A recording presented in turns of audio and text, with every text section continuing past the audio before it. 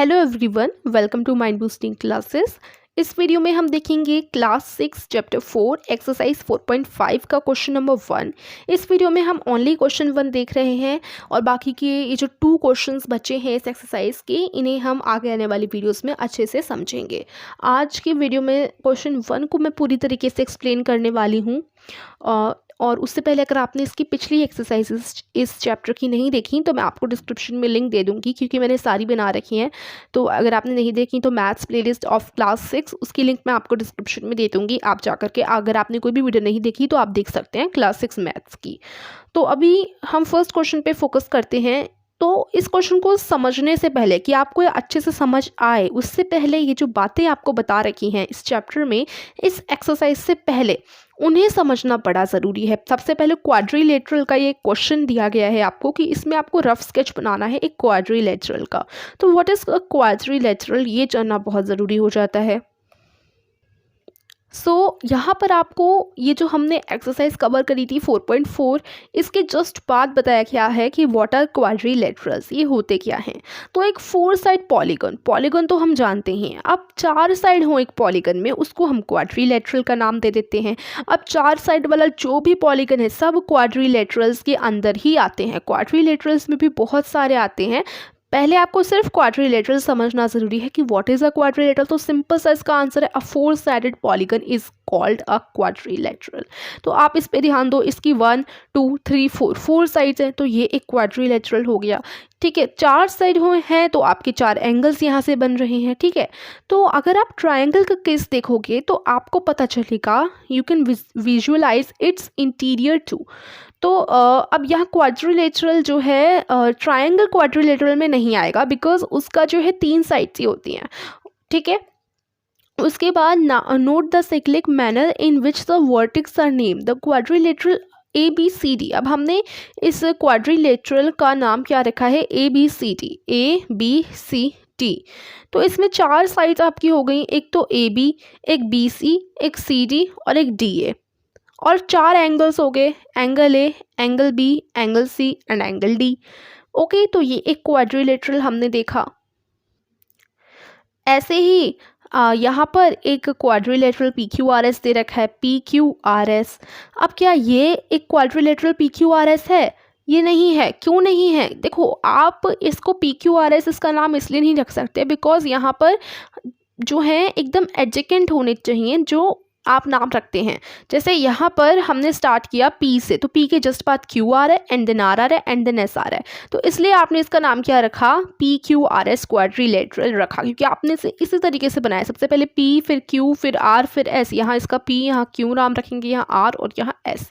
ठीक है, तो इस तरीके से आपने बनाया है ना। लेकिन अगर आप इसको देखें, इसका नाम PQRS हो सकता है इस वाले का, क्यों नहीं हो सकता? देखो, नहीं हो सकता। इसलिए नहीं हो सकता क्योंकि इसका नाम PQRS आप रखोगे तो PQRS ये तो कुछ और ही बन जाएगा, है ना।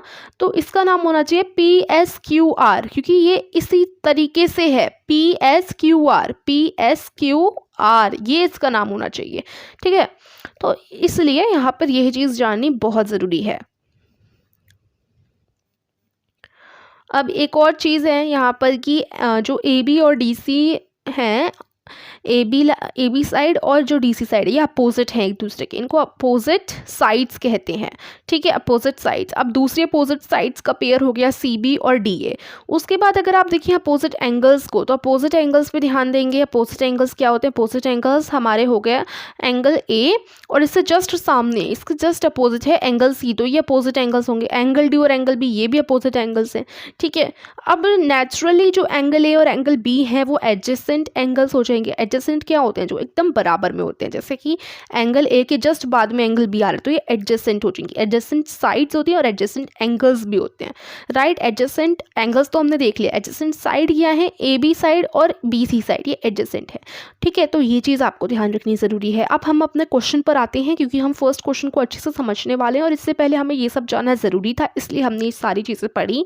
अब आप एक PQRS नाम का क्वाड्रिलेटरल ड्रॉ करो, तो मैंने ऐसे एक ड्रॉ कर दिया, PQR एंड S, इस तरीके से मैंने नाम रख दिए इसके। अब इसके डायगोनल्स आप ड्रॉ करोगे, या मैंने डायगोनल्स ड्रॉ कर दिए। अब आपको इंटीरियर हैं वो या एक्सटीरियर हैं क्वाड्रिलेटरल के, ये आपको बताना है। तो चलिए हम अच्छे से इसको और डिटेल में समझते हैं। ठीक है, तो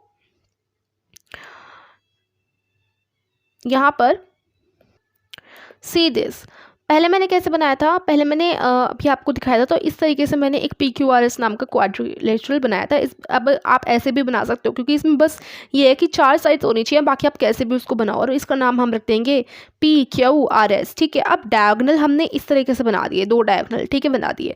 तो अब ये जो डायगोनल SQ है, एक तो डायगोनल आपका SQ हो गया, SQ, और एक डायगोनल आपका PR हो गया, PR, ठीक है। तो diagonal PR and diagonal SQ जो है वो O पॉइंट पे मिल रहे हैं। अब बीच में कहीं कट करते हैं, एक दूसरे को इंटरसेक्ट करते हैं, तो उस पॉइंट का नाम हमने O रख लिया, ठीक है। और ये O पॉइंट जो है वो तो क्वाड्रिलेटरल के एक्सटीरियर पे नहीं है, वो तो इंटीरियर में है। तो इस तरीके से आप लिख दो कि diagonal PR and diagonal SQ meet at O which is inside the quadrilateral, तो इंटीरियर में हुआ ये। ओके, तो ये आपका क्वेश्चन नंबर 1 कंप्लीट होता है। आई होप आपको अच्छे से समझ आया होगा। देखो, ये जो है अंदर का जो पूरा पार्ट होता है उसे इंटीरियर कहते हैं, बाहर के पार्ट को एक्सटीरियर कहते हैं। हमारा क्वेश्चन ये था कि हमने जब डायगोनल बनाए तो वो इंटीरियर में आए या एक्सटीरियर में आए, तो साफ साफ पता चल रहा है बाहर की तरफ तो आए नहीं डायगोनल, अंदर ही अंदर बने हैं क्वाड्रिलेटरल के, तो ये इंटीरियर में ही हुए। तो बहुत बहुत आसान क्वेश्चन था ये वाला, और बहुत अच्छा भी था।